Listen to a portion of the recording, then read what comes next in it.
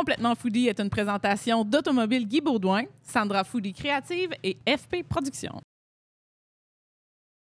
Alors, Joanne, bienvenue à Complètement Foodie. Merci énormément d'avoir accepté l'invitation. Je suis très contente de te recevoir à mon podcast. Alors, aujourd'hui, on est chez Champignons à Laval, une entreprise que j'adore, qui font des champignons merveilleux.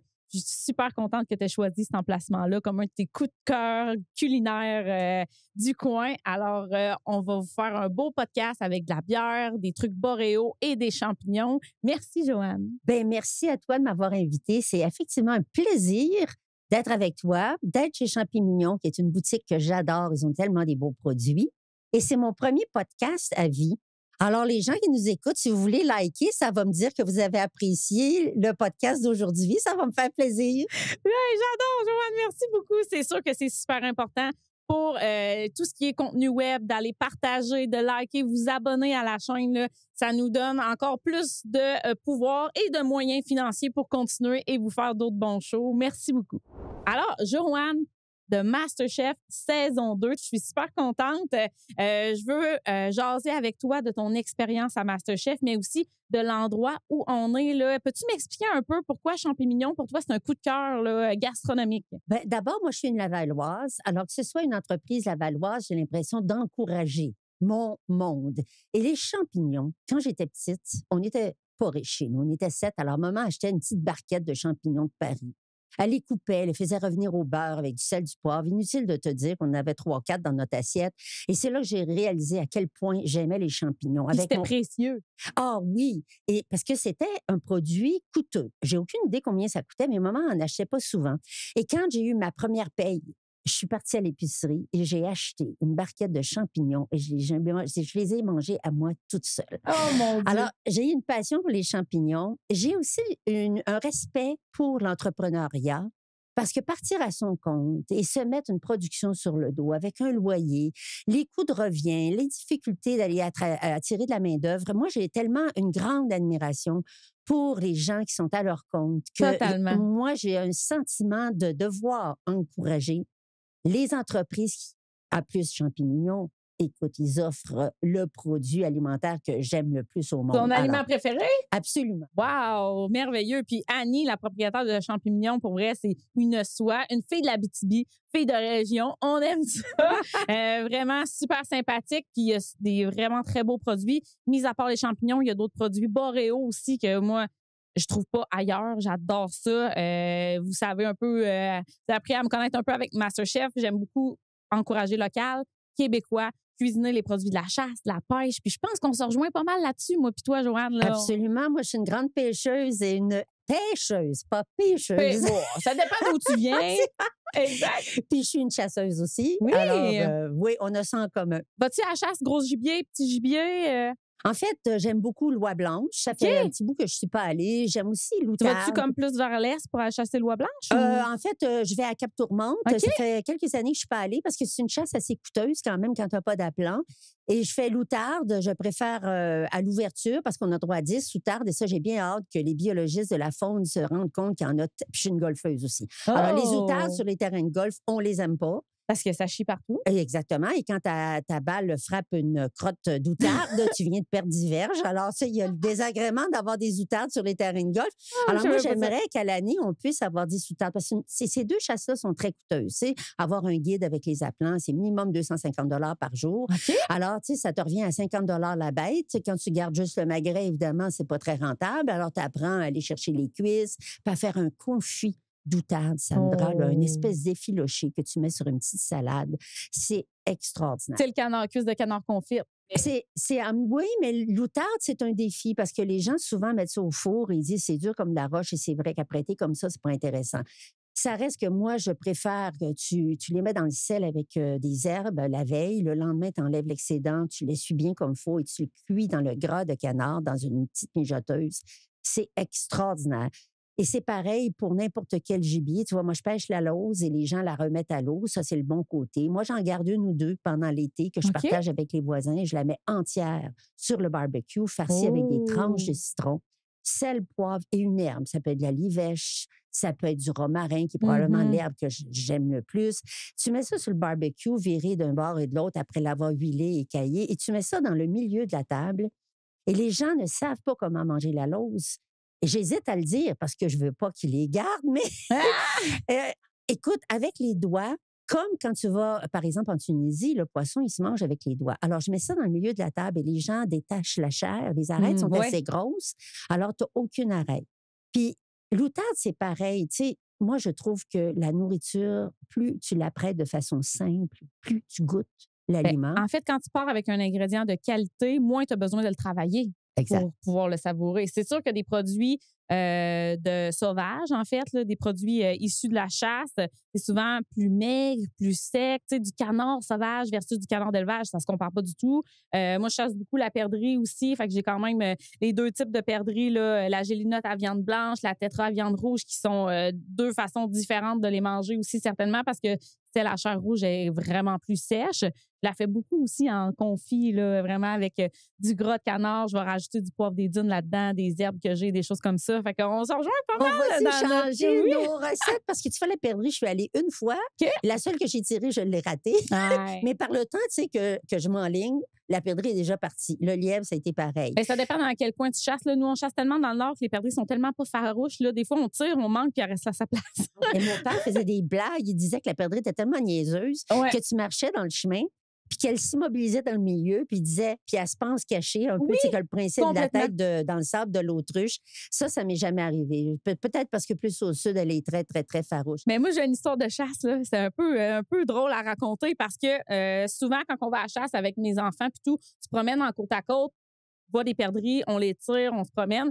Mais moi, j'aime beaucoup marcher en forêt. Fait qu'on prend des marches, moi puis ma belle-mère, on jase pendant des heures, on marche. Puis quand on voit une perdrix d'entre elles, on fait un cœur dans dans la garnotte, en fait, d'entre elles. Puis on dit, la perdrix est ici à rentrer dans le bois. Puis je suis comme, la dernière fois, on a repassé à la même place, en côte à côte, où le cœur était. La perdrix était encore exactement à la même place, comme ça, dans le bois, je suis cachée. Vraiment, puis on l'a tiré, puis on l'a eu. Oh! Elle était restée à la même place comme 2-3 heures plus tard, là, Mais vraiment. écoute, il faudrait Fait que que j'aille dans le Nord chasser chez vous parce Ouais. que ça, c'est un rêve que j'ai de vraiment aller à la chasse. Je suis allée juste une fois, comme je te disais, je suis jamais retournée. Et tu sais, quand on est une gang de chasseuses, puis chacune apporte des trucs, Oui, moi, j'apporte souvent un magret d'outarde que, tu sais, que je décongèle. Puis là, je le tranche, c'est mince, mais pas trop, pas comme une viande à fondue, là. Je te dirais peut-être un peu un quart, un plus. demi-pouce. Puis juste quand tu as un appareil à raclette avec une plaque Oui, oui, par-dessus, oui. alors tout simplement, cuite d'un côté et de l'autre, sel et poivre. C'est vrai que c'est sec, mais cuit comme ça, tu peux le mettre dans une poêle avec du beurre. La Exact. perdrix, par contre, ce que j'avais remarqué, c'est que c'est une chair beaucoup plus tendre, ce qui se rapproche peut-être un peu plus du lièvre ou du poulet. Je serais curieuse d'avoir tes recettes de perdrix aussi. Oui, oui, oui. Moi, je rajoute quand même du gras pour qu'elle soit un peu plus agréable à manger, un peu moins sec, là, c'est certainement. Mais j'ai quand même plusieurs recettes. Je pourrais t'échanger ça. Je vais télécharger ça comme du chevreuil. Parce que est-ce que tu cherches le chevreuil? Parce que ça, c'est ce que je chasse à chaque année. Là. Ben moi, non, j'ai plus le temps d'aller au gros gibier comme tel, mais mon beau-père, oui, mon père chasse l'orignal, mon frère aussi, donc j'ai toujours de la viande sauvage là, dans mon congélateur. Là. Ça, c'est quelque chose que j'aime vraiment, puis ça me fait renouer avec mes racines, on dirait, là, depuis que j'ai 2 ans que je vois des orignaux ouverts, pendus, donc c'est pas quelque chose qui m'est étranger, en fait. Là, donc, j'ai cuisiné de la viande sauvage depuis que je cuisine. T'es chanceuse. Parce que moi, je chasse le chevreuil parce que jusqu'à cette année, j'avais un spot. Mais l'orignal, je suis allée une fois et on n'a pas récolté. Et personnellement, je préfère la viande d'orignal à la viande de Oh! chevreuil. Ben moi aussi, je pense aussi, puis tu as quand même plus de viande dans un orignal que dans un chevreuil, mais tout est une question de toute façon. Tu tues un boc, tu sais, on chasse dans la période du rut pareil, fait que c'est comme la viande est super pleine d'hormones, fait que tu tues un gros boc vraiment en rut, là, tu vas le goûter un peu plus que si tu tues un plus jeune ou une femelle ou quelque chose comme ça. Fait que tu sais, oui, l'orignal versus le chevreuil, mais il y a quand même d'autres facteurs qui rentrent en ligne de compte, savoir si tu vas vraiment apprécier ta viande. Puis je fais du smoke meat d'orignal, là. Oh, c'est vraiment... Puis avec les règles de commercialisation, est-ce qu'au Québec, tu pourrais vendre, par exemple, ta viande d'orignal Non. en smoke meat? Non. Non, pas du tout. De toute façon, je la mange toute. Bien, tu sais, ça, c'est la réalité des chasseurs. On a accès à une viande bio Puis il y a bien des gens qui sont contre les chasseurs. Moi, je leur réponds tout le temps, toi, tu achètes ton porc, ton bœuf dans le comptoir d'épicerie et ils me répliquent, oui, mais nous, on ne le tue pas. Et je donne à la blague l'exemple que quand tu tues un tueur à gages, quand tu le payes pour tuer ta femme, est-ce que tu es moins coupable? Ben non, mais non. Et tu sais, c'est un choix. Moi, je reconnais là, que c'est pas tout le monde qui est prêt à aller à la chasse, mais c'est un privilège quand même. Pourquoi est-ce qu'on le fait? Moi aussi, je suis comme les autres. Quand je vois arriver le chevreuil, je trouve que c'est une belle bête. L'outarde, pour moi, c'est un des plus beaux oiseaux au monde.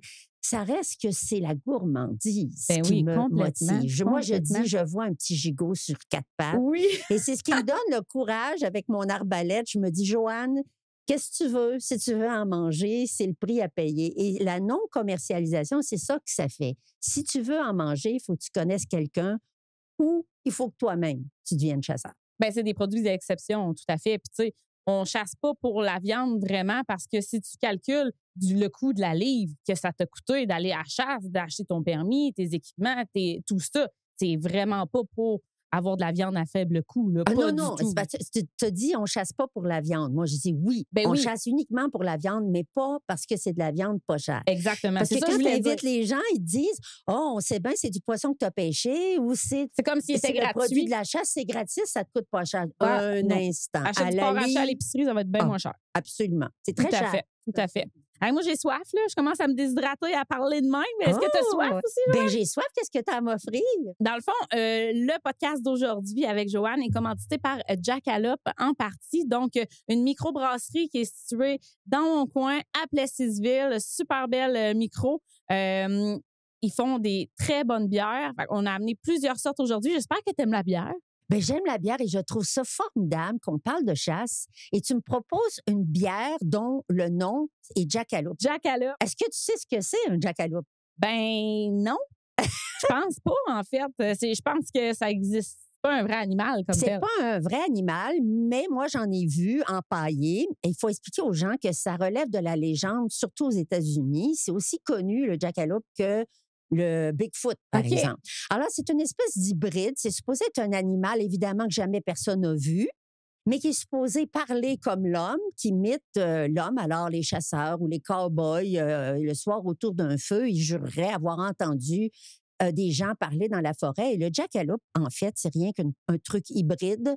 C'est un lièvre ou un lapin, mais avec des bois sur la tête, des bois d'antilope ou des bois pour un petit boc, par exemple, là, avec un spike. Oui. Alors, moi, j'ai vu des gens greffés sur une tête de lapin. Vraiment, là, ils ont empaillé la tête et ils ont mis des bois d'un spike. Et j'ai entendu des gens dire « Oh, ça existe vraiment, j'en avais jamais vu. »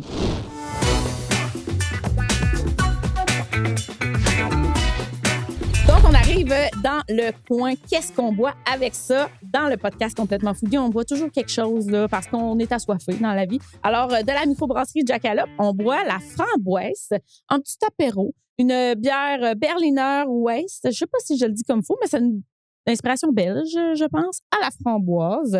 Donc, ça nous fait un beau petit apéro. Regarde ça comment c'est limpide. Écoute, pour les gens, peut-être allemande ou belge, mais tu sais que la première bière à la framboise que j'ai bu dans ma vie, je suis vieille, que j'avais 21 ans, c'était en Europe et c'était une bière belge qui s'appelait la Mort Subite. C'est l'ancêtre, je pense, de toutes les bières à la framboise. J'ai hâte de goûter ça. Santé, Joanne! Ben, santé, Cheers! Merci. Oh, ben moi, j'aime la bière, alors. Mm-hmm. Moi, j'aime tout ce qui a de l'alcool dedans.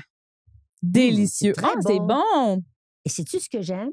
C'est pas trop sucré. Non, c'est pas du tout sucré, en fait. Puis on a vraiment l'acidité de la framboise. Là. Je pense pas que c'est de l'extrait de framboise qu'il y a là-dedans. Là. C'est vraiment... on a le fruit vraiment qui ressort. Une bière à la framboise, une belle découverte. Jackalope. Oui, ouais. Bravo, Marco. Jackalope, beau travail. Très belle bière. Super belle couleur. Vous irez voir sur YouTube ou Facebook pour avoir le visuel du podcast et aller voir tout ce qu'on va goûter, consommer et vous présenter là, ici, aujourd'hui, chez Champignon. Je voulais vraiment pas passer à côté de tout ce qui est boréal ici dans la place. On a des super beaux champignons, ça oui, mais j'ai mis en avant juste ici des épices boréales. On a du poivre des dunes, du nard d'épinette. On a de l'extrait là, en poudre de champignons lactaire à l'érable. Connais-tu ce champignon-là? Non. Le lactaire à l'érable, c'est un champignon qui est vraiment Il y a une odeur d'érable là, très, très prononcée. J'en ai utilisé pour faire des crumbles là, dans des petites verrines, gâteaux et tout ça. Là, on dirait vraiment comme de la cassonade à l'érable, mais sans le sucré. L'odeur ressort, c'est merveilleux. On a du mélilo en poudre, champirobe, qui est un rub pour barbecue, là, vraiment fait à base de champignons. Ça, je l'ai acheté la semaine dernière, mais je ne l'ai pas encore essayé. Oh, c'est vraiment intéressant pour tout ce qui est barbecue, viande, etc. Là. T'en fais-tu du barbecue, Joanne? Ah oui, moi, je suis la reine du barbecue 12 mois par année. Ah ouais, Et moi là, aussi! Oh! Et tu vois, moi, je trouve que les hommes, d'habitude, s'estiment les rois du barbecue. C'est là où je suis un peu subtile quand même. Quand j'ai des invités à la maison et qu'il y a un homme, évidemment, il se porte toujours volontaire le barbecue. C'est le seul moment où c'est un homme qui cuisine le barbecue chez moi. Moi, il n'y a pas un homme qui peut toucher à mes barbecues. Oh c'est non. Oh non, moi, je suis en congé, je les laisse faire, je prépare tout le reste et je les rends responsables de la cuisson. Oui, Mais- c'est ça, comme ça, si c'est trop cuit, tu sais. C'est pas ta faute. Ben, ça dépend de lequel. Il y en OK. a un qui était réputé, tu le surveillais. Mais je trouve que le barbecue, même au Québec, 12 mois par année, moi, j'ai le barbecue à portée de main. Je pousse la porte patio même à -20 et puis Yes, je sir. ferme le couvercle, je le laisse monter de température. Je trouve que c'est un plaisir, le barbecue. Vraiment, certainement, c'est super rassembleur. C'est ça que j'adore. Tu sais, autant comme la bière, je trouve que le barbecue est vraiment rassembleur. Tu mets une grosse pièce de viande au centre de la table, les gens se servent. Ou comme le poisson que tu expliquais tantôt, là, c'est vraiment très rassembleur et festif. C'est ce que j'aime aussi. Dans les autres épices boréales que je parlais, tu sais, il y a de l'extrait de sapin en poudre, des baies de genévrier. Tu sais, c'est toutes des affaires qu'on trouve pas à l'épicerie. Là. C'est vraiment intéressant. Moi, la première fois que j'ai vu ça, à Annie, j'ai dit, je veux tout 2 fois. Mais ça, tu vois, Sandra, c'est là où tu as gagné MasterChef. Il y a une raison. Moi, je t'observe et vous avez l'art de prendre chacun de ces ingrédients-là et savoir comment exploiter la saveur, comment le marier à des aliments. Tu vois, c'est comme cette bière-là. Je l'apprécie toute seule, mais tu me dirais, qu'est-ce que tu nous cuisinerais pour aller avec ça? Et tu vois, la différence avec toi, c'est moi, je ne l'ai pas ça. Mais je suis curieuse Oui. de te suivre et de suivre des MasterChefs que j'estime beaucoup plus talentueux que moi parce que vous savez comment exploiter l'ingrédient. Alors, tu nous ferais là des petites vidéos, des petits podcasts pour nous dire quoi faire avec chacune des choses. Moi, j'adorerais ça. Eh bien, ton idée tombe pas dans l'oreille d'une sauce. Pour vrai, ça m'inspire. Tout m'inspire, en fait. Je trouve ça super le fun. Puis ce que j'aime, c'est d'essayer de créer une recette on n'aurait pas pensé naturellement envoyer avec ça. J'aime beaucoup ça, repousser les limites puis essayer des choses différentes. Là. Donc, merci beaucoup du compliment. C'est vraiment le fun. Mais, Joanne, t'as quand même fait MasterChef. Il fallait que tu te démerdes avec une boîte mystère. T'avais pas de recette. Il fallait que tu crées quelque chose de nouveau. Tu sais, t'as quand même été très, très complimenté pour un pâté chinois. Ben oui. Mais tu sais, on m'a demandé à l'audition pourquoi est-ce qu'on devrait te choisir et qu'est-ce que tu ferais qu'une boîte mystère? Et je leur ai dit, une mère de famille, ça ouvre le frigo, puis ça Totalement. fait avec ce qu'il y a dans le frigo. Puis moi, je viens d'une famille où on n'avait pas beaucoup de moyens. Donc, du gaspillage, il n'y en avait pas. J'ai répondu la même chose à mon audition. Ben, mon Dieu, on a plein de choses en commun. Je leur ai dit, moi, des boîtes mystères, c'est tous les jours. Là. J'ouvre Oui. mon frigo, puis lave-le, ma boîte mystère. Et les gens ne réalisent pas que c'est pas ça tant la difficulté. Oui, il y a le minutage. Oui, il y a la pression des caméras. Mais moi, j'ai fait des centaines de conférences dans ma vie. Tu sais, 500 personnes, là, t'as zéro marge d'erreur. Fait que les live. caméras, c'était pas... Ça, moi, honnêtement, j'ai même pas, la majorité du temps, j'ai même pas réalisé qu'il y avait des caméras. J'ai pas porté attention. L'enjeu, par contre, et là, c'était une grosse différence avec les plus jeunes, c'est qu'apprendre par cœur des recettes, surtout pour la pâtisserie, c'était beaucoup plus difficile pour moi que pour les autres. Mais c'était surtout que moi, j'avais mal à la hanche. Alors, je me garochais pas à la cuisinerie ou au garde-manger parce que je voulais pas être dans les pattes du monde.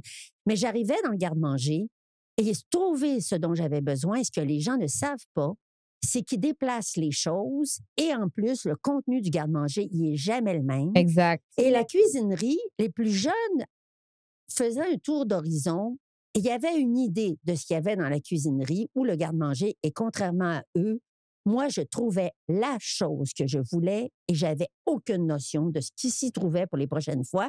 Puis la cuisinerie a une grosse différence aussi, c'était des instruments qui étaient tous lourds.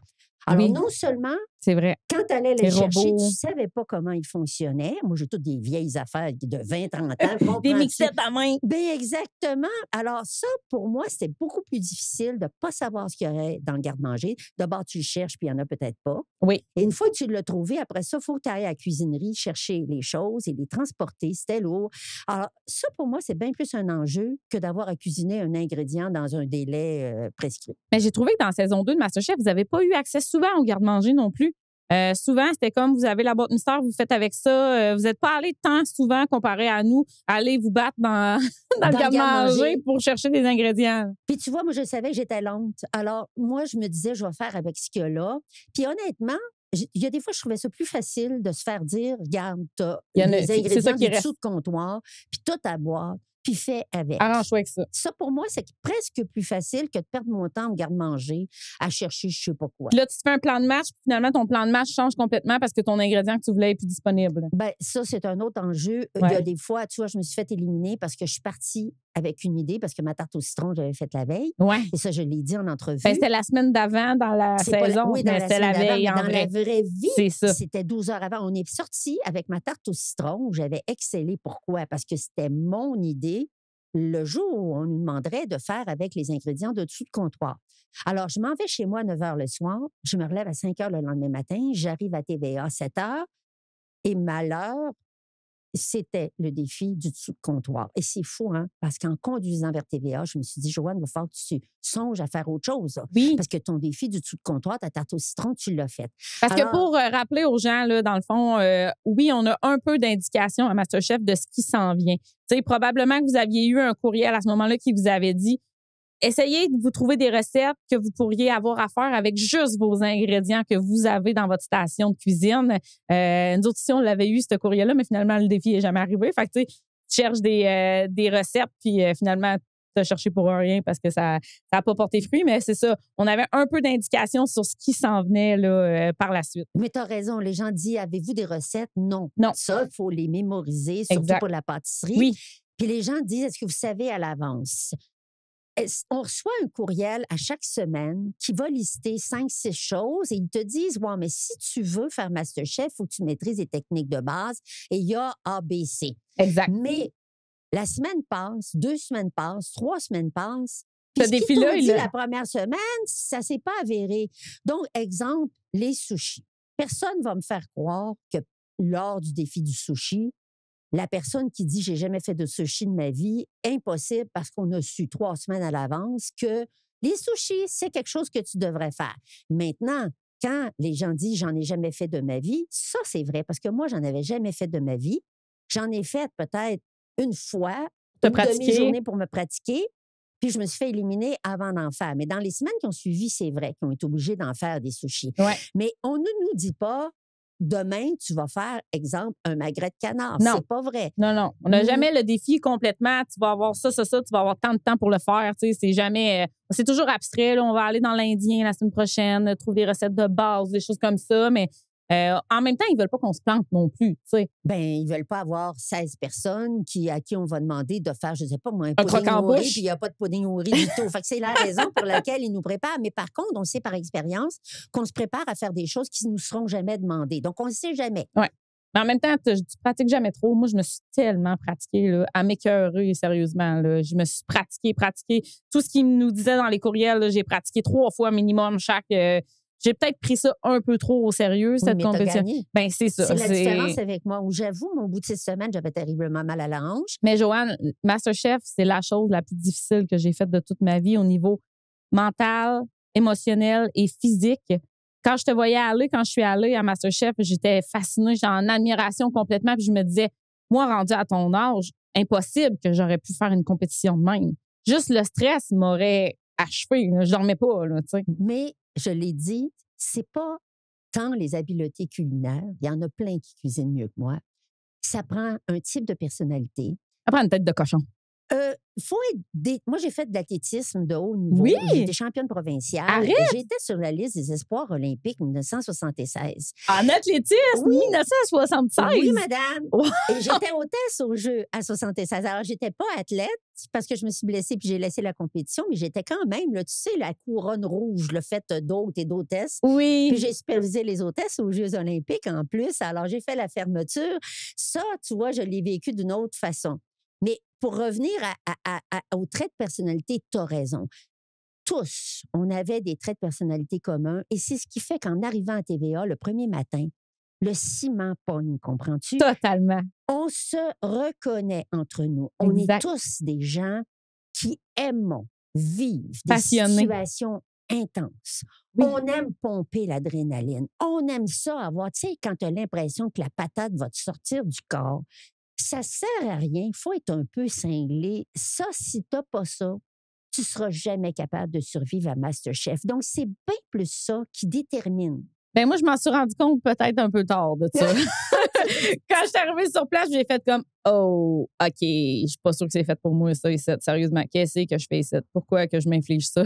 J'ai pas besoin de ça dans la vie, autant de stress. » Puis, tu n'as pas pris du plaisir à un moment donné? Non. Ben, en fait, moi, j'allais là pour repousser mes propres limites à moi-même, me dépasser moi-même, puis montrer à mes enfants que tu peux suivre ta passion, puis même si c'est stressant, même si c'est épeurant, tu sais, tu peux repousser tes limites pour faire quelque chose de beau puis en être fier.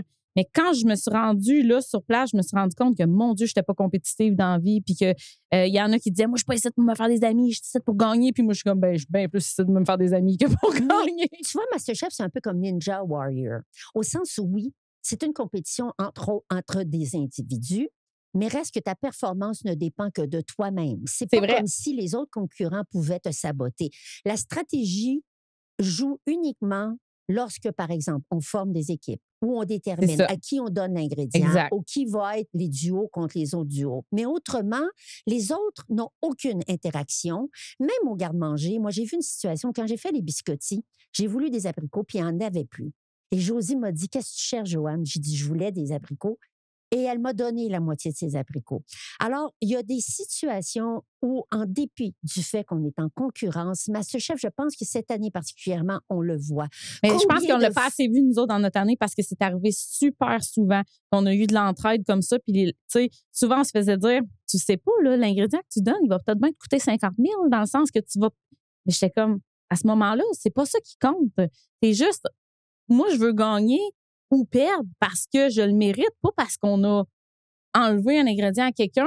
Tu sais, je veux gagner parce que mon plat, il est meilleur, puis c'est ça qui devait être, pas parce que j'ai réussi à faire perdre un ingrédient à quelqu'un d'autre, rendu là, tu sais. Si l'ingrédient était disponible à tout le monde dans le garde-manger, le problème se poserait même Moi, pas. je pense que même à MasterChef Québec, où on a choisi justement d'avoir un format un peu différent de ce qu'on voit dans d'autres MasterChef, entre autres aux États-Unis. Effectivement. L'irrespect de certains juges à l'égard des concurrents, ça passerait pas au Québec. Tout à fait. On n'aime pas la chicane au Québec. Et pour les mêmes raisons, si les concurrents se détestaient ouvertement les uns les autres, je pense que l'auditoire aimerait pas ça. Deux, l'expérience qu'on retire de MasterChef, c'est bien plus Humaine. l'espèce de famille qui se forme presque instantanément en dépit de la concurrence. Tu vois, il y a des moments où je rentre, encore là, les biscottis, Maude voit que ma balance fonctionne pas. Elle dit, veux-tu la mienne? Ben oui. Elle s'est déplacée pendant son temps de défi pour aller chercher le couteau parce qu'il n'en restait qu'un, je le trouvais pas. Et elle est partie, Maude, elle a été chercher le couteau. Jordan, qui a rebranché ma friteuse, qui n'était pas débranchée de la prise de courant, était débranchée en arrière de la friteuse. Exact. Parce que je ne me suis pas méfiée. On l'a moi, que vu c'est à la TV, fiche. ouais. Elle rentrait dans la friteuse. Mais moi, c'était déjà branché quand je suis arrivée. Probablement, ça a été mal branché. Puis le moindre mouvement de la friteuse a détaché ça. Puis Jordan, lors des biscottis, aussi, il a bien vu que j'avais de la misère avec le poêle. Il s'est déplacé. Puis alors, moi, c'est ce que je retiens. Tu sais, puis je l'ai dit, le massacre du saumon. Quand mes trois, Chris, Jade, massacre du saumon, puis Annie-Claude, m'ont serré dans leurs bras, je savais que c'était de ma faute. On était premiers partout. Puis c'est vrai que la pression, tu parlais de pression. Complètement. On vient concher. On est premiers. Des saumons, j'en ai fileté des dizaines C'est dans ça ma qui est le vie. pire, hein? Pourquoi j'ai raté? Mais le saumon, là, c'était comme une drive au golf. Parce que moi, j'adore le golf aussi.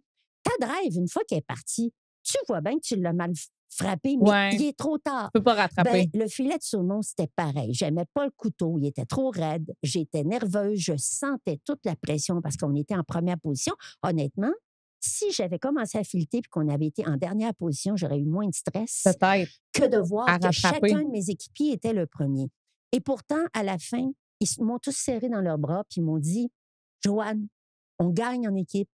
On perd en équipe. Tout Alors, à fait. imagine-toi le lien qui s'est formé avec Ben Chris, oui. Jade et Annie-Claude. Des individus aussi magnanimes, aussi généreux, t'en rends compte combien dans une vie? Alors, les liens qu'on tisse à travers MasterChef, c'est tout ce qu'on a vécu comme Ah. situation intense. Tout à fait. Oh, je te comprends tellement. Je l'ai tellement vécu aussi. Puis, tu sais, je pense qu'il faut le vivre pour le comprendre, là, tout à fait. À quel point, tu sais, on se ramasse tous dans un endroit qu'on ne sait pas qu'est-ce qui va se passer. On est vulnérable. On n'a pas, faut quasiment lever la main pour parler dans le sens où on n'a pas le contrôle sur rien, sauf se rapprocher les uns des autres. C'est vraiment ça qui s'est passé. Puis je suis contente que ce soit reproduit dans la saison 2 vraiment de MasterChef aussi parce que le cast est exceptionnel dans le sens qu'ils prennent tous des gens qui sont super passionnés, aidants, aimants. Tu sais, Jordan, c'est de la générosité à l'état pur. Là. Puis C'est se le un- faire reprocher, à un moment donné, les juges ont dit occupe tout ton défi, puis un peu moins de ce qui arrive aux autres. Ça reste que quand Jordan est sorti, tout le monde a eu de la peine parce que Exact. les auditeurs, ils l'ont senti, le rapport qu'on avait avec Jordan. Tu sais, il y a de la gratitude. Mais tu dis, cette année, le casting, moi, je l'ai exprimé quand je suis partie. Ils ont coupé ce bout-là. Mais le premier remerciement que j'ai eu, quand on m'a dit, c'est pour cette raison, Joanne, que tu es éliminée. Et avec la personnalité que j'ai, je me suis dit, moi, je ne vais pas lever la main. Moi, je vais dire ce que j'ai. Et je m'étais dit, quand je vais me faire éliminer, et pour moi, c'est une certitude, je savais que je n'avais pas ce qu'il fallait pour être en finale, et ça, je l'ai dit, le plaisir que j'ai eu, probablement que moi, à chaque fois que je rentrais dans la cuisine, même quand ce n'était pas un défi d'élimination, je jouais ma vie. Je Exact. savais qu'il fallait que je sauve ma peau. Un Alors, quand défi à la fois. un défi à la fois. Et quand je suis sortie, j'ai dit, le premier merci, c'est pour la production qui a eu le courage, qui a pris le risque de prendre une femme de 68 ans et de me donner un tablier. Et j'ai remercié les gens, tu le sais, toi, mais il faut l'avoir vécu pour savoir, les gens de la production. Tu arrives le matin, tu as une Laurence qui t'accueille, tu as les gens qui te mettent le micro, tu as les Il y gens a aux beaucoup de caméras. travail. Oui. Il y a 50 à 100 personnes tout le temps sur le plateau qu'on ne voit jamais. Alors, j'ai tenu à dire merci aux invisibles, Oui. tous ceux qui ont fait de cette aventure-là une expérience tellement positive, extraordinaire. L'autre merci, le deuxième, c'était pour ma gang.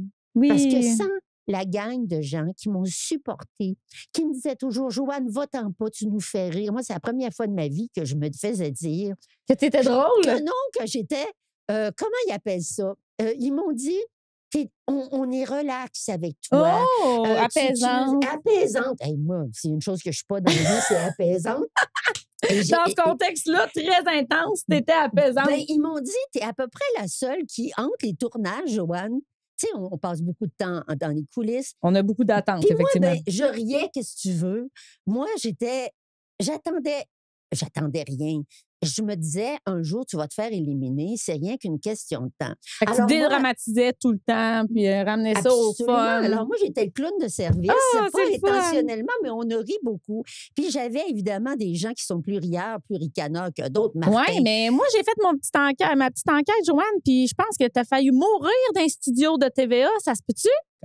Quand ça, je me dis pas de souvenir. Mettons que Chris, il t'aurait fait le saut.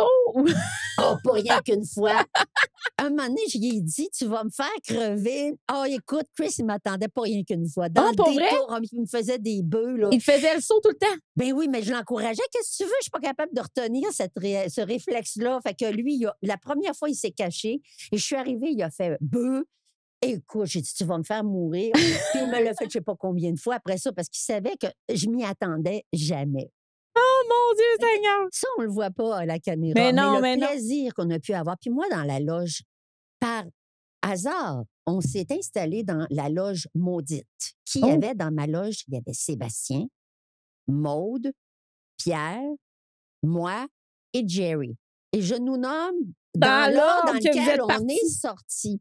Alors, écoute, Lors du défi où je me suis fait sortir, ce matin-là, j'ai dit à Jerry, il faut qu'on sorte de la loge. C'est une loge maudite. C'est sûr qu'on est les 2 prochains éliminés. Mon Dieu, puis c'est Alors, ça qui est arrivé. Ben, tout à fait, parce que ce matin-là, on a changé de loge et moi, j'ai été éliminée cette journée-là. Et puis, pas longtemps après, évidemment, moi, j'ai tenu ma langue parce que je disais à tout le monde la loge maudite et ils ont dit, mais c'était qui la 5e personne? Ben oui. J'ai pas voulu le dire, mais effectivement, ça a été Jerry. Ben Alors, oui. les 2 autres loges, il y avait encore pas mal de monde dedans et la nôtre était vide. Mais ça a créé des liens. Tu sais, quand Maude a décidé de s'en aller, tout le monde me demandait, l'avez-vous vu venir? Non, on pensait pas. Elle nous a pas dit qu'elle était pour s'offrir pour partir. Par contre, moi, j'ai vu Maude, qui était la seule qui avait continué de travailler à temps plein. Ouais. Elle corrigeait des travaux d'élèves. Elle avait un événement de fin d'année qui lui tenait à cœur. Et j'ai trouvé qu'au niveau de la santé mentale, Ouais. c'est un exemple extraordinaire. Totalement. De savoir ses limites et Maude des est accepter. priorisée. Oui. Dans sa vie, elle négligeait ses élèves. C'était dur de partir de Québec, de s'en venir. Complètement. Elle gardait toute la charge de travail. Alors, elle était en désavantage concurrentiel par rapport à tout le monde. Mhm. Puis elle a su reconnaître un moment donné, est-ce que j'ai du plaisir? Est-ce que rester 1 semaine, 2 semaines, 3 semaines de plus? Parce qu'à un moment donné, on a conscience qu'on ne se rendra pas en finale parce qu'on n'a pas ce qu'il faut. Et Maude a eu le courage de dire à un moment donné, c'est quoi une priorité dans la vie? C'est assez pour moi. C'est assez pour moi. Ouais. Puis je laisse 2 personnes qui ont encore le goût de poursuivre. Et j'ai trouvé ça admirable. Admirable, totalement. Chapeau Maude, certainement. On m'annonce que la bouffe est bientôt prête. Wow! On va déguster des champignons. Donc, j'ai hâte de goûter à ça et on va pouvoir se ravitailler un peu en bière. Alors, Annie, merci de nous recevoir chez vous. C'est vraiment le fun. Tu nous as fait des petites dégustations là, à base de champignons. Mais tout d'abord, j'aimerais ça que tu nous expliques à quel point Joanne, c'est une cliente régulière ici. Je pense qu'elle vous connaît bien. Là. Oui, Joanne, elle vient souvent nous voir. Elle est super adorable. Quand on la voit, mes gars la connaissent aussi. William, tantôt, était toute contente de te voir. Peter aussi te connaît. Écoute, elle nous raconte des récits. On a vu ça. Elle raconte beaucoup, Joanne. C'est super agréable de la voir ici. On a plein d'anecdotes. C'est vraiment une cliente. Elle fait des bons plats. C'est plate que je ne sois pas sa voisine. Je sais que tous ses voisins ils peuvent profiter de ces plats qu'elle fait. Mais vraiment, on aime notre. Oh, merveilleux! Puis parle-nous donc un peu de Champignons, ton bébé. Là. C'est quoi ton entreprise? Bien, en fait, Champignons, ça a été fondé en 2018. Donc, ça a commencé à la maison. À l'extérieur, on a eu toutes sortes d'étapes de production. Puis à un moment donné, quand on a maximisé les étapes, notre capacité maximale était atteinte.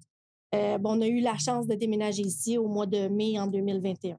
Donc, depuis ce temps-là, on est ici dans le quartier industriel à Saint-Vincent-de-Paul à Laval. Et oui, ben c'est ça. On lâche pas, on n'arrête pas, on s'est certifié biologique. Bravo. Écossaire. Beaucoup de travail, beaucoup de paperasse à faire au niveau de la certification. Beau travail. Exactement. Puis, dans 2 à 3 semaines, on devrait être Canada Gap ici. Oh! Wow! Donc, oui, on n'a pas parlé vraiment parce qu'on travaille très fort, mais là, c'est pour ça qu'il y a beaucoup de changements. On travaille beaucoup la restructuration à l'interne. Et c'est ça. Fait qu'en fait, ça ressemble à ça. C'est familial. Mes enfants qui sont aussi propriétaires de la compagnie. Wow! Ils ont commencé, il y avait 11 et 14. 9 et 11. Quel âge il y avait, Peter? 9 et 11. Je me souviens plus. En tout cas, bref. Quand même, Qu'est-ce que ça veut dire, Canada Gap? Canada Gap, c'est une certification de sanitaire, en fait. C'est un peu comme le ACEP de la cuisine, mais là, c'est comme une ferme. Donc, les fermes, vu que c'est pas tant la cuisine qu'on veut certifier, c'est vraiment la ferme. C'est pas les mêmes points critiques à contrôler que le ACEP. Ça ressemble beaucoup, tu sais, mais pour une ferme. Parce qu'une ferme puis une cuisine commerciale, c'est Ben oui, tout à fait. assez différent, mais c'est ça. Fait qu'en fait, c'est un peu les grandes lignes de Canada Gap. Qu'est-ce que tu nous as préparé pour qu'on puisse déguster tes champignons? Oui, les champignons, vous avez ici à ma gauche. Faut qu'on commence par ça, je oui, pense. celui-là. Okay, parfait. Donc, c'est la morille farcie. Oh, c'est ça que je voulais. C'est la morille farcie avec fromage à la crème et simili bacon bits. Donc, c'est pas du vrai bacon.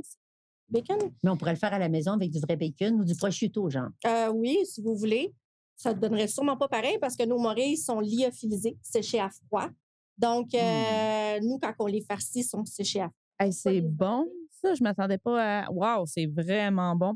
C'est la réaction des gens habituellement. Wow. Même ceux qui n'aiment pas les champignons vont devoir goûter. Hein, Carl? Tu vas y goûter? Mais sérieusement, oui. Puis quand c'est chaud, c'est meilleur. Donc, Je vais nous servir avec ça une brumia. On va faire comme les Joanne. juges à MasterChef, ils mangent froid. Ben, oui? c'est Ben ça. oui, tout le temps, c'est il connu. mange froid, certain. Température pièce à côté, là, Ouais. rendu là. Donc, avec les champignons, on a encore de la microbrasserie Jackalope, bière Brumia, assemblage de bière sauvage macérée sur marque de Frontenac Noir, qui est un raisin, et de raisin bleu. Wow! Ben, coudonc, c'est un mariage entre le vin et la bière. Parce que c'est ça, c'est une bière qui est macérée sur un marque de, c'est le restant du... Santé, Annie, désolée. Ben oui, ben non, J'ai hâte c'est de correct. goûter Tu veux une bière, Annie? On va chercher un verre. C'est correct. Tu peux boire à bouteille, toi. Ah! Oh mon Dieu, c'est bon. Mais ça sent bon, en tout cas. Oui, J'ai eu une petite draft de fruité. il y a du fruité, Ah mais il y a oui, aussi ça de la, sent. de la complexité là-dedans. Comme autant tantôt, on était vraiment sur l'acide, la framboise complètement. Là, on a vraiment plus une petite fin de vin, quasiment. Là. C'est complexe. Ça fit Écoute, super bien avec la morille. Faites bien avec la puis morée? bien Ouais, frais, tout à fait. c'est vraiment original et à essayer. Oui, mangez-la. J'en prends un autre, j'en prends un autre. Définitivement. Et puis l'autre que L'autre tu à as côté, c'est des shiitakes qu'on fait pousser ici. Parce que les morilles, c'est pas nous qui les faisons pousser, hein, c'est forestier, on s'entend. À droite, c'est ça. C'est des shiitakes qu'on a enrobés avec une pâte à pain d'épices, avec une bière blonde. Oh, c'est étonnant. Ça. Et on a mis un petit glaçage, un petit glaze au lactaire à odeur d'érable. On en a parlé tantôt. Mais c'est ça. Mais si on n'avait pas le lactaire, le petit glaze au lactaire, ça ne donnerait pas le petit kick. C'est bon pareil, mais le petit glaze donne un petit oomph, vraiment. Tout à Qui aurait c'est dit bon. qu'un shiitake en dessert se fait? Il est là. Oui, un champignon frit, style pain d'épices, avec un glaçage à lactaire, odeur d'érable. Wow! Puis un shiitake, Bravo. c'est un champignon qui est très goûteux, plus cuisine asiatique. Oui, ou, oui, oui. Dans l'umami, on est vraiment dans Ouais. la cinquième C'est saveur. plus forestier, c'est assez, c'est pas fort en bouche, mais vraiment humamisant énormément en bouche. Mais c'est ça. Qui aurait dit que ça donne un résultat aussi génial? Bon. Délicieux. J'ai un coup de cœur pour la morille. Oui, moi Vraiment. aussi. Mais ça prouve quand même que le champignon, c'est très, très, très versatile. Oui, Tu peux autant en faire plein dessert. de choses. C'est sous-estimé. Moi, quand je viens ici, Annie, là, je me fais plaisir. Tu sais, on se paye toutes sortes de luxe. Moi, quand je viens ici, je me dis, Joanne, t'adores ça. Bon, tu t'en vas chez Champignon, puis te fais plaisir. C'est toujours dans le plaisir que je viens de voir. Mais tu fais pas juste plaisir à toi, tu fais plaisir à ta fille puis à tes voisins. Oui. Elle fait plaisir à beaucoup de gens parce qu'elle achète, elle dit « Oh, cette personne-là va aimer ça, ça. » Fait qu'elle part d'ici avec... Puis toi, ça te fait connaître, il n'y a rien de Ouais. mieux que le bouche à oreille pour justement là, faire circuler un beau commerce comme ça. Tu sais, des cadeaux d'hôtesse. Moi, j'apporte pas des bouteilles de vin. J'apporte des produits de champignons. Ben Et oui, les gens sont certainement. super- Tout à fait. Je suis d'accord avec ça, puis j'aimerais ça être plus proche, moi, parce que j'aimerais ça avoir des beaux champignons comme ça tout le temps. C'est vraiment le fun. J'en mets partout des champignons. Je trouve que ça l'ajoute. Tu peux faire goûter ce que tu veux un peu aux champignons aussi. Là, tu sais, tu peux, toi, tes aimes poêlés, sel, poivre, beurre, that's That's it. it. Ça rajoute une super belle texture dans le plat aussi. Puis tu peux même aller dans le végé à donner avec des pleurotes effilochées, à donner une texture de viande à tes plats aussi avec des champignons. Il y a plein de choses qu'on peut faire avec ça. Gros coup de cœur pour la crinière de lion. Moi, pour vrai, le gros champignon blanc, la crinière de lion, qui est comme une éponge. Celui-là aussi, tu peux l'effilocher, mais garder comme tel, c'est une éponge. Fait que moi, je le fais en sauce crémeuse, vraiment. Ça absorbe la crème. Puis là, tu croques là-dedans, puis tu as une explosion de crème en bouche. C'est vraiment très intéressant. Plein de choses à faire avec ça. Annie, merci beaucoup pour la belle dégustation. Sérieusement, on t'a servi un verre de bière. Tu peux goûter avec nous, faire un petit cheers. Cheers! Cheers! Merci Yes! de me recevoir. Alors, vous pouvez venir directement à la boutique Champignons à Laval. Vous procurer des champignons frais. Vraiment, c'est super le fun, très le fun à cuisiner. Ça ajoute un petit oomph à l'assiette là, qui n'est pas négligeable, mais aussi plein d'autres produits, des champignons marinés. On a des trucs boréaux que j'ai parlé tantôt, là, des épices boréales, des trucs déshydratés vraiment très intéressants que vous ne retrouverez jamais à l'épicerie. Et aussi, dans tes conserves et tout ça, c'est quoi ton coup de cœur, mettons? Faudrait que si tu as un produit, tu dois repartir d'ici avec un produit, ça serait lequel? Ah, c'est difficile, Eh hein? mon Dieu! J'aurais dû te le dire avant ma question. Le maïtake mariné. C'est sûr que le maïtake mariné, c'est... mariné, ouais. Ici, Oui, c'est un Wow. produit qu'on fait, ça fait pas très longtemps. mais juste assez longtemps pour savoir qu'on doit faire une étiquette officielle. Parce que ça pogne. Ça pogne. Puis je vous dirais, c'est un produit qui est plus dispendieux parce que le maitake, habituellement, c'est un champignon qui est forestier, mais on est capable de le reproduire ici. Oh! Donc, c'est ça, en le reproduisant, puis nous, c'est ça, on évite énormément le gaspillage en transformant. Donc, ce qu'on fait, c'est qu'on transforme nos champignons si on ne les a pas vendus rapidement. Donc, on transforme et c'est divin. Ça goûte le ciel. Et moi, j'en connais plusieurs des produits, mais moi, j'achète celui-ci aussi. Ah oui? Champi barbecue. La sauce barbecue? Absolument. Ouais. Que, tu fais n'importe quelle grillade, là, et on nommera pas de nom, mais tu sais, les sauces du commerce, là, ça, vraiment. C'est au cèpe d'Amérique, en fait. Oh, la sauce barbecue au cèpe. Ça, là, c'est un point de MasterChef que j'étais tellement jalouse. Là. Cette année, à la saison, vous aviez des cèpes, des chanterelles, des morées, plein de sortes de champignons qu'on n'avait jamais à la saison 1, sérieusement. Vous avez fait beaucoup de champignons. Plein de monde ont intégré des champignons sauvages québécois.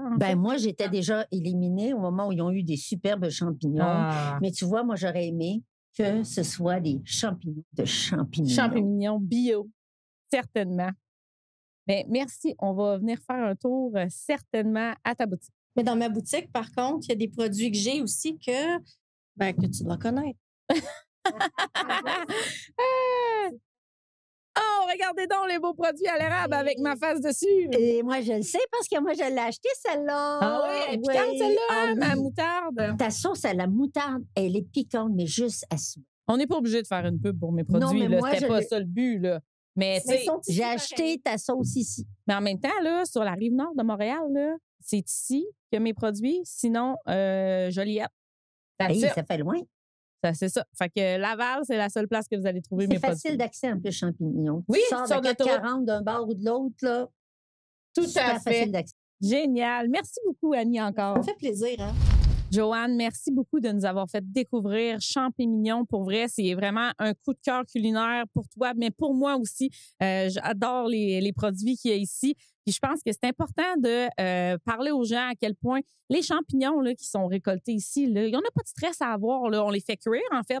Tous les champignons qu'on mange, même les champignons de Paris, devraient être cuits pour être sûr que tout est correct. Mais quand même, on peut truster tout ce qu'on a ici là, sans problème. En fait, les gens de ma génération, là, on a peut-être peur d'aller cueillir des champignons dans le bois. Puis c'est vrai qu'il faut être craintif. Mais ici, la beauté, c'est qu'on sait qu'ils sont comestibles. Exact. Ils sont cultivés. On passe l'étape de la crainte. Absolument. Puis les champignons de Paris, c'est bon. Mais on découvre qu'il y a plein d'autres champignons. Puis un champignon peut être tellement surprenant dans ses saveurs, sa flaveur, sa texture même. Tu sais, si on n'aime pas la texture des champignons de Paris, on peut être ébloui par une texture de morée qui est pas en tout pareille. Oui, et il y a une diversité des petits, des gros. On te fait une poêlée de champignons variés. Ou alors, moi, ce que je fais, c'est que je prends un sac avec des champignons différents et je me fais les champignons séparés, comprends-tu, pour goûter la valeur de chacun des champignons. Beurre, sel, poivre, c'est simple. That's it. Moi, je rajoute du foie gras. Ah, ben oui, mais ça, c'est notre foie gras, affaire. un peu de crème, un peu de vin, là, et qu'on est en business avec une poêlée de champignons sauvages. Il y a plein de recettes, sérieusement. Suivez ma page, suivez la page à Joanne sur Facebook, vous allez trouver plein de recettes de champignons. Joanne, la microbrasserie Jackalope voulait vraiment te donner un petit cadeau. Je me penche en dessous du comptoir pour sortir le petit cadeau. Je suis super contente que tu aimes les produits parce que vraiment ici, tu as une super belle sélection de bières, de microbrasserie et aussi la bière là, qui est faite à base sur marque de Frontenac. Qui est très vraiment vraiment super intéressant. Puis ça, je boirais ça là, vraiment avec une assiette, avec un steak. Là. C'est comme un verre de vin, là, complètement. Mais c'est comme les champignons, il faut démontrer de l'ouverture. Tu sais, moi, j'ai dit à tout le monde, l'ouverture que j'ai eue à appliquer à MasterChef, c'était de me dire, regarde, j'envoie ma candidature. Ça ne veut pas dire qu'ils vont me choisir, mais j'aurais donné à l'univers une chance d'être choisi. Puis quand même, tu sais, ton âge pouvait être un facteur qui était limitant pour toi aussi à ce niveau-là. Ça n'était pas pour moi, mais j'étais certaine qu'il ne prendrait pas le risque d'une femme de 68 ans. Mais sais-tu, depuis, il y a quelqu'un qui fait des recherches Internet, Et à l'exception de l'édition gériatrique, parce qu'en Espagne, cet été, il y a eu une saison complète juste avec des petits vieux, mais qu'au moins, ils n'étaient pas en désavantage, parce qu'on court moins vite que les autres, puis on a moins de mémoire pour les recettes. Et il y a eu la version intergénérationnelle américaine, où il y a eu une couple de personnes qui étaient peut-être plus vieilles que moi. Mais si tu regardes les saisons régulières, je suis la deuxième plus vieille dans l'histoire MasterChef saison régulière, absolument. Et celle qui m'a battue, c'est une madame de 78 ans à MasterChef Inde. Ça, c'est 10 ans de plus. Oui, je ne suis pas sûre que dans 10 ans, j'aurais appliqué. Ou en tout cas, j'aurais cru être capable de le faire, mais on ne sait jamais. Dans un MasterChef régulier avec des gens de tous les âges. C'est ça, je suis la deuxième plus vieille. Mais le message que j'ai à passer, c'est vous, là, les gens de mon âge, 60 ans et plus, là, voyez-vous comment il ne faut pas s'arrêter à ça? Il faut entamer des projets, il faut être dans l'action, il ne faut pas se battre soi-même en se disant on est trop vieux. Non, il faut se donner le droit d'essayer. Au pire, ils ne choisiront pas. Puis la bière, puis les champignons, puis tout dans la vie, c'est pareil. Il faut d'abord s'autoriser soi à y croire, puis vous allez être surpris comment la vie vient à votre rencontre, puis vous récoltez alors que vous n'auriez jamais pensé. Mon Dieu, pour tous ceux qui écoutent le podcast en version audio, vous devez absolument aller voir cet extrait-là en version vidéo parce que Joanne est tellement volubile quand elle parle et passionnée. Sérieusement, on dirait un discours politique que tu nous fais là. Mais je mange la vie. Complètement. Je veux que ma vie ait du goût. J'adore ça. La cuisine, la chasse, tout ça, ça va ensemble. Donnez-vous le droit de vivre et si tu intensément. Savais à quel point tu es inspirante, Joanne, là. Merci beaucoup. Pour vrai, je vais te faire un câlin. Oh, ça me fait plaisir. Merci tellement de m'avoir invité. C'était un bonheur. Oui, merci à toi d'avoir accepté. Puis, c'est pas la fin pour nous parce qu'on va se revoir au printemps. Oui, on a un expo golf que tu as pensé à nous inviter, à m'inviter. Merci beaucoup. Là, on va se voir pendant 2 jours. Centre des congrès de Laval. C'est Expo Golf, Sheraton-Laval. Il faut donner un petit peu le contexte. Moi, je suis à la FADOC et la directrice générale me connaît. Elle sait que je suis une golfeuse. Elle sait que j'ai fait MasterChef. Alors, les organisateurs Expo Golf, qui est l'association des propriétaires de terrains de golf au Québec, cherchaient une dame de mon âge sur un panel parce qu'il y a 4 femmes connues, d'âges différents. Évidemment, moi, je disais, ils cherchaient une petite vieille. Alors, ils m'ont appelée, vu que je suis connue à cause de MasterChef. Voilà. Et j'ai accepté. Bien, moi, je dis oui à tout. Est-ce que je peux en mourir? Est-ce que ça me tente? 2 questions que je me pose continuellement dans la vie. Alors, ça me tente, oui. Est-ce que je peux en mourir? Non. Alors, go. Let's go! Je ne sais pas qui sont les 3 autres femmes connues sur le panel, mais le 14, c'est la soirée des dames. Les 100 premières vont avoir un beau cadeau, semble-t-il. Je ne sais même pas ce que c'est. Et quand on m'a dit, vous êtes sur le panel, et j'ai dit, moi, je connais quelques MasterChef. Oh. Est-ce que ça vous tenterait qu'on soit là? Et ils m'ont dit oui. Et Sandra, pour moi, c'était un bonheur que toi, plusieurs de la saison 1, plusieurs de la saison 2, aient accepté. Parce que je pense que pour plein de gens, je le sais quand j'en rencontre au hasard, les gens sont tellement contents de nous rencontrer en chair et en os et ils sont gentils. Alors, Expo Golf, bien sûr, ils ont dit, oui. Alors, on sera tous regroupés dans un kiosque pendant le 14 et le 15 mars. Soyez là au Salon du Golf. Sandra, tu vas être là, je vais être là. Il y a plein d'autres MasterChef. Puis, il y aura des produits à déguster sur place qui pourront acheter aussi sur place. Alors, c'est merveilleux pour les gens d'avoir l'occasion de rencontrer des MasterChef. Oui, venez nous jaser, venez déguster. On va être là pour ça, là, en mode party, comme d'habitude. On est tout le temps. On aime la vie, on croque dans la vie à belles dents. Puis, sérieusement, tu es un modèle pour moi, tu es un modèle pour plein de gens, je suis certaine. Puis, continue de vraiment transparaître le bonheur comme ça, puis que la vie est belle, puis que la vie, il faut mordre dedans à belles dents, puis suivre nos passions, que ce soit culinaire, la pêche, la chasse, le golf. Il y a tellement de facettes de ta personnalité qui me rejoignent. Je trouve ça merveilleux, puis j'espère vraiment avoir ton énergie puis ton charisme rendu à 68 ans. Ah moi, j'espère l'avoir pour un petit bout encore. Oui! Merci, Joanne. Merci, Sandra.